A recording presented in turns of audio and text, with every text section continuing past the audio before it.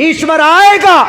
रावण आया था तो राम को भेजा, अंधकासुर आया था तो दुर्गे माता को भेजा, दुर्गम राक्षस आया था तो भगवती मां को भेजा था। और तुम जैसे जालिम अगर फसादी बनकर फसाद मचाते हो तो कल की अवतार के ये आशिक पैदा होंगे, कभी न कभी ईश्वर भेजेगा किसी को, और तुम्हारे एक एक जुर्म का, तुम्हारे एक एक पाप का तुमको हिसाब देना पड़ेगा परमात्मा के पास। ये मैं नहीं कह रहा हूं, ये श्रीमद् भगवत गीता कह रहा है।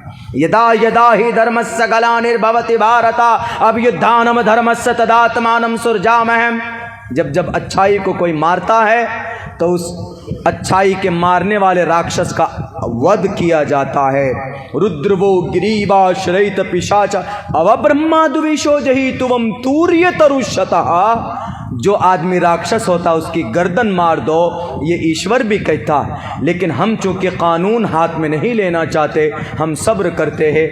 हम यही कहते हैं कि खुदा के वास्ते जुल्म सितम नहीं होना चाहिए हमारे इस मुल्क हिंदुस्तान के।